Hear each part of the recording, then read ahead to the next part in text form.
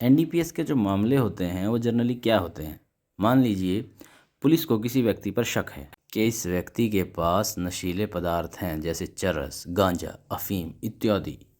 अब पुलिस उस व्यक्ति को रोककर उस व्यक्ति की तलाशी करती है और उस तलाशी के दौरान उस व्यक्ति के पास जिस तरह का उसे संदेह था कोई मादक पदार्थ मिल जाता है, तो पुलिस उसके ऊपर एनडीपीएस एक्ट के तहत कार्यवाही करती है और पुलिस कर लेती है उसे गिरफ्तार। लेकिन साथियों, यहाँ पर एक बात का ध्यान रखना, जब भी पुलिस किसी ऐसे व्यक्ति को शक की बिना पर, संदेह पर किसी व्यक्ति को रोकती है, तो ऐसे में एनडीपीएस एक्ट की धारा 5050 यानी सेक्शन 50 जो ये कहता है कि पुलिस वाले की ये ड्यूटी बनती है कि तलाशी लेने से पहले वो उस व्यक्ति को बतलाए कि भाई अगर तेरा मन है तो तलाशी तू पुलिस वालों से करवा सकता है, नहीं तो किसी नियरेस्ट मजिस्ट्रेट या गजटेड ऑफिसर से करवा सकता है।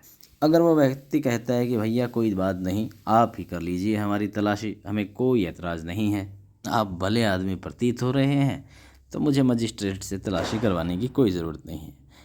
चलो प्रैक्टिकली समझते हैं। प्रैक्टिकली क्या देखा गया है कि पुलिस वाले क्या करते हैं कि उसकी स्टेटमेंट लिखवा लेते हैं और ये भी लिखवा देते हैं कि हमने इस व्यक्ति को ये बात इन्फॉर्म की थी कि भाई तूने तलाशी किससे करवानी है। उस व्यक्ति से साइन करवा लेते हैं और तलाशी खुद ही कर लेते हैं।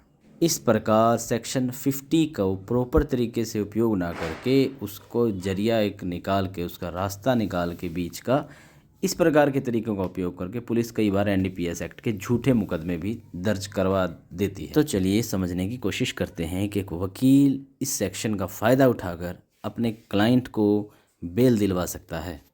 ये धारा ऐसे कहती है, एनडीपीएस एक्ट के तहत जब ऑथराइज्ड ऑफिसर को किसी व्यक्ति के ऊपर शक होता है, संदेह होता है कि उसके पास नशीले पदार्थ हैं, तो ऑफिसर की ड्यूटी बनती है कि उस व्यक्ति के शरीर की जांच यानी कि उसकी तलाशी किसी गजटेड ऑफिसर या मजिस्ट्रेट के सामने ही करे।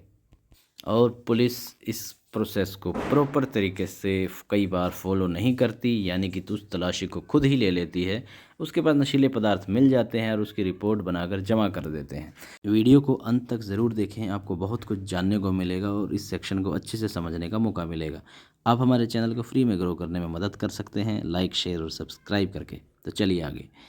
साथियों, पुलिस प्रोसेस को फॉलो नहीं करती यानी कि उस व्यक्ति की खुद तलाशी लेकर नशीले पदार्थ बरामद कर लेती है और वकील इसी बात का फ़ायदा उठाकर कि इन्होंने इस सेक्शन का पालन नहीं किया, अपने क्लाइंट को बेल दिलवा सकते हैं। साथ ही साथ अगर वो कोर्ट को ये यकीन दिला देते हैं कि ये जो केस है, ये एफआईआर है, पुलिस ने इन पर झूठी दर्ज की है, तो वो अपने क्लाइंट को रिहा भी करवा सकते हैं। लेकिन साथियों, एक बात का और ध्यान है, जो एनडीपीएस एक्ट 50 है, सेक्शन 50 है, वो केवल उस व्यक्ति की शरीर की तलाशी के ऊपर लागू होता है। किसी व्यक्ति के सामान, बैग, कार, जीप, वाहन, ये वो, इन चीज़ों पर लागू नहीं होता।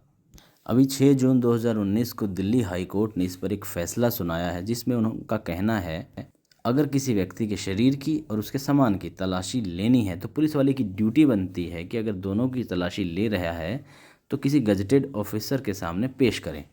एनडीपीएस एक्ट की सेक्शन 50 धारा 50 को मानना मैंडेटरी है। अगर ऐसा नहीं किया जाता और उसी तलाशी के दौरान उस व्यक्ति के बैग में या उसके सामान में कोई नशीला मादक पदार्थ मिल जाता है तो इस तलाशी को अवैध माना जाएगा और इसी का बेनिफिट लेकर उसको बरी करवाया जा सकता है।